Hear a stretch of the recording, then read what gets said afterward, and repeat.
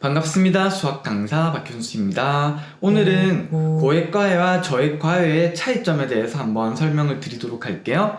어쨌거나 과외비가 정말 천차만별인데 뭐 30만원에서 뭐 많게는 진짜 2, 300 그리고 막 볼 수는 없겠지만 뭐 1000만원 이런 과외비도 존재하기는 하잖아요. 그런 차이점에 대해서 제가 설명을 드리도록 할게요.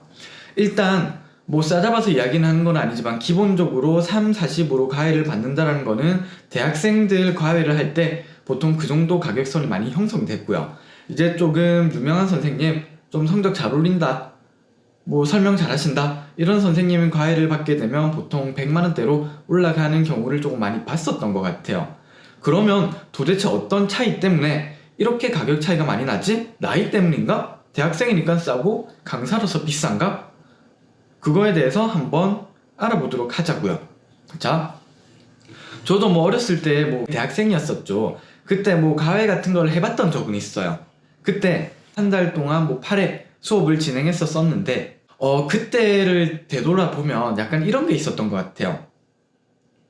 대학생활을 하고 이제 남는 시간에 하는 약간의 아르바이트 느낌으로 수업을 많이 했었던 것 같아요. 어떻게 보면 책임감이 없다라고 생각할 수도 있기는 한데 뭐 어쨌든 그 시간이 되면 딱 수업을 가서 2시간 동안 그냥 수업을 해주고 나왔었던 것 같아요.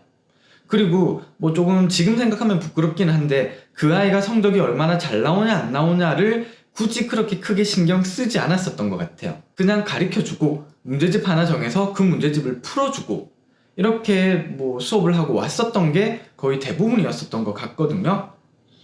그러면서 약간 그런 것도 좀 있었어요. 뭐 학교 과행사가 있으면 예를 들어서 뭐 과행사를 빠져야 되니까 수업을 미룬다거나 다른 날로 연기를 한다거나 이런 경우들도 조금 존재했었던 것 같고요. 그 반면에 이제 전문적인 가외 선생님, 전문적인 뭐 학원 강사들이 수업을 하시게 하는 거를 보게 되면 보통 웬만하면 학생들이 시간이 안 된다고 하지 않는 이상은 그 수업 시간 변동이 별로 없었던 것 같아요. 예를 들어서 정말로 선생님이 아프다 그런 경우를 제외하고는 선생님이 웬만하면 수업을 연기하는 일은 거의 없어요. 그게 조금 차이였었던 것 같고요. 그 외에 이제 조금 강사들은 그런 책임감을 신경 써요. 적어도 내가 이런 돈을 받기 때문에 이 아이를 성적을 올려야겠다 라는 생각들을 조금 더 가지게 돼요.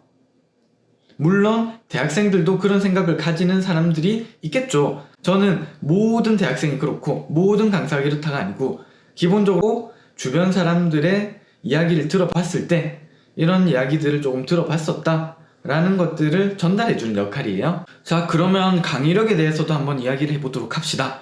자, 그러면 그냥 예문을 들게요. 30만원짜리 가외랑 300만원짜리 가외의 강의력 차이는 어떨까? 에 대해서 한번 알아보도록 할 텐데 결론부터 말하면 이거는 조금 복불복이에요. 30만원짜리가 못 가리키고 300만원짜리가 잘 가리키냐? 절대 그런 거는 아니에요. 30만원 뭐 계속 돈으로 이야기해서 조금 웃기긴 한데 30만원을 받고 공부를 가리키는 선생님들도 잘 가리키는 사람은 정말 잘 가리켜요. 반대로 비싼 돈을 받고 가외를 하시는 분도 못 가리키는 분들은 정말 못 가리켜요. 다만 그거의 차이점은 있을 거예요. 비싼 돈을 받고 가외를 하시는 분들은 본인 나름대로의 스킬들은 존재해요. 예를 들어서 설명을 잘하지는 못하더라도 뭔가 특별한 시험에 잘 나오는 문제를 잘 찝는다라거나 또는 문제를 퀄리티가 좋다라거나 이런 차이점은 존재하긴 해요. 예를 들어서 뭐 제가 아시는 분의 이야기이기는 한데 그분은 어떤 학교 시험 문제가 있다고 하면 그 관련된 자료를 정말 잘 모아서 편집을 해서 학생들한테 나눠줘요. 그 가격만큼의 내가 값어치를 하겠다라는 마음으로 자료를 정말 잘 뽑으시더라고요. 다만 설명이 어떠냐고 물어보면 강의를 그렇게 잘하지는 않으시는 걸로 알고 있어요. 반대로 지금 뭐 이제 뭐 저의 과외를 하시는 분도 있는데 정말 잘 가르치시는 분들도 정말 많이 봤어요. 뭐 미래의 스타 강사 이런 분들도 보긴 봤었거든요. 다만 그런 분들의 단점은 뭐 아까도 말했지만 이게 확실하지는 않지만 이건 케이스 바이 케이스예요. 뭐 자료가 조금 부족할 수도 있고 그만큼 돈을 그렇게 많이 받지 않기 때문에 열정이 부족할 수도 있다는 거고요. 물론 30만 원인데 정말 잘 가르치고 열정도 있고 자료도 많이 모으고 계신 분들도 존재는 해요.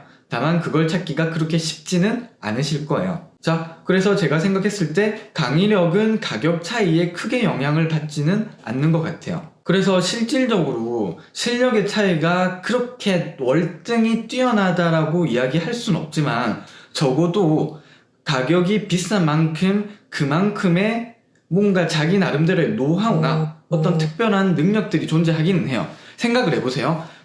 손님들이 바보도 아니고 잘 보세요. 내가 어떤 물건을 파는데 이 가격, 이 물건이 그렇게 좋지가 않아. 그럼에도 불구하고 막 200만 원에 팔아.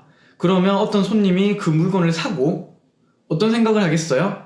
두 번 다시 안 사거나 환불을 요청하지 않을까요? 맞아요? 같은 이치예요. 가해비가 비싸거나 수업료가 비싸다라는 거는 분명히 그 사람 나름대로의 노하우나 어떤 능력을 가지고 있기 때문에 그 가격을 제시하는 거고요. 만약에 학생이나 학부모가 그 가격을 제시받았어요. 그리고 했는데 그만큼의 값어치를 못 느껴. 아이들도 바보는 아니거든요. 그러면 분명히 그거를 한다라고 그만두거나 중간에 하차를 하게 될 거예요.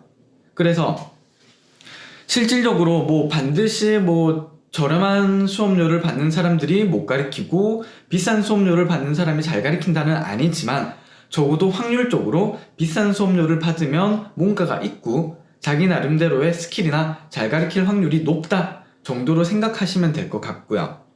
이 영상이 도움이 되셨다면 구독과 좋아요 눌러주시고요. 저는 오늘은 여기까지 하도록 하겠습니다. 감사합니다.